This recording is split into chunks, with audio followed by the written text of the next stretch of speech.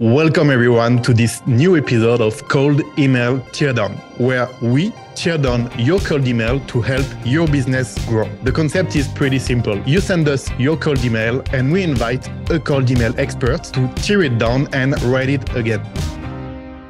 Today, I'm really happy to welcome Charle, the CEO at Devlo. Charle, welcome. Can you tell us a bit more about who you are, who you help, and what do you do with Devlo? Thank you very much, Simon. Hi, everyone. My name is Charle. I'm the founder and CEO of Devlo, a Swiss sales development agency. Our clients work with our agency to delegate their sales development, and in other words, their lead generation, outreach, lead qualification, and appointment bookings. And they also train their sales reps with our academy, one of the most actionable and complete online course out there. They become more robust in B2B sales and more autonomous through super actionable video tutorials, dozens of case studies designed from hundreds of campaigns we executed for our clients, and many more resources, templates, and more. Okay, Charle, thanks a lot. Let's dive right into it, and I'm going to go through the first email. So on today's episode, we're going to break down a cold email sent by a broker representing private and direct lenders. And the goal of today's email was to book discovery calls with small to mid-sized real estate investors. Let's break it down to see what worked and what did not work. First name, I hope all is well.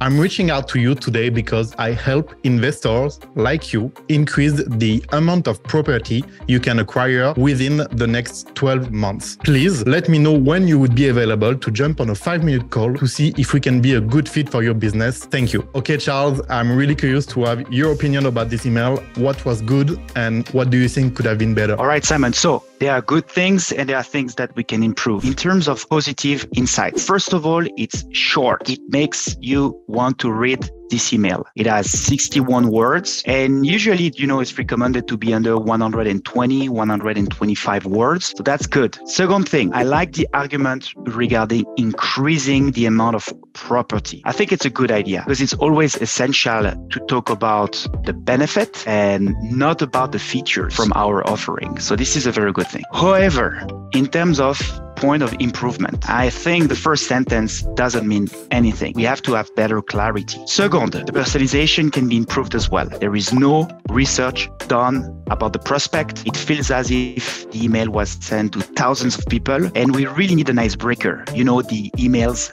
first sentence that should be personalized according to what we find on the lead's LinkedIn profile or website. Number 3, my pain points are not listed or described. This email should make me feel very horrible about my problems that they can fix. They could write something like, several real estate companies struggle to find properties in this area, and so on. Number 4, the CTA is a bit weird. So the CTA is the call to action, and we're not really asking a question here. And besides, it's also a meeting-based CTA. So it means that we are asking for a meeting. And I'm sure you are familiar with Gong. And according to Gong, which is one of the biggest sales market intelligence solutions out there that analyze millions of data points, they said that interest-based CTAs are the best. So an interest-based CTA is something like, are you interested? Or does it resonate with you? Or am I off topic? Number 5, I think there are too many highs. So I hope all is well. I'm reaching out. I help investors. It's essential that our email is about our lead. It's not about us. Instead, it's better to say something like, investor like you can improve the amount of properties, blah, blah, blah, blah, blah. So the idea here is to remove the I's, me, and us. And lastly, I think it's also too compact. It's really nice if we can add a bit more space between paragraphs to make it more easy to read. All right. Thanks, Charle. I do agree with you. There is plenty of things that could be improved in this cold email. So I'm really curious to see how you would rewrite this email. So let me read you the email, and it starts with, good morning, John. Saw your last LinkedIn post about your last real estate project in Lyon, where you invested in this luxurious apartments. They look fantastic. The reason I contact you is that dozens of real estate investors were struggling to find worthwhile projects before working with us. They didn't have enough options to choose from, and their previous partners weren't reliable enough. These investors, including blah, blah, blah, blah, blah, work with us now to constantly fuel their portfolio with new properties. It would be great to give you a bit more context. Does it resonate with you, or am I off topic? Really cool. And Why do you think those changes could have an impact on the reply rate and the number of positive replies? So first of all, it's cool to start with a little bit of liquid syntax. Not only because we add a little bit of personalization, according to the time of the day. So prospects feel like, oh, they have written that email for me because they send it in the morning or in the afternoon. But it's also good for email deliverability, because the more we personalize the emails, the harder it will be for the email service providers to detect if it's spam or not. So the second element why I believe this email looks better, it's because we have a fully personalized icebreaker, the first sentence of this email. It's very important, when we look at our emails on our phone and we see the preview of the email also on our computer, we will always start to read the first sentence. And if we read this sentence and we feel like it has been fully personalized according to us, we're much more prone to open this email and read the rest. Number 3, it's because we listed their pain points here and we really make them feel, you have a problem, you're struggling to find valuable project, you probably don't have enough options to choose from, your partners might be very unreliable, please work with us. Or at least talk to us and let us tell you why we could work together. Number 4, the CTA is a real question. And I think this is a big difference from the email we had before, because we really come with a clear call to action, asking them for their interest, if it's resonate with them or not. And we are not asking for a meeting directly. So it's easier for them to say, yes, I'm interested, than saying, yes, I want a meeting. And number 5, we also name drop one of our current clients. And this is pretty cool because it builds trust and credibility, because they see, wow, they're working with these guys and they probably trust us more and they're probably willing to jump on the call later on with us. And one more thing, Simon, I think it would be fantastic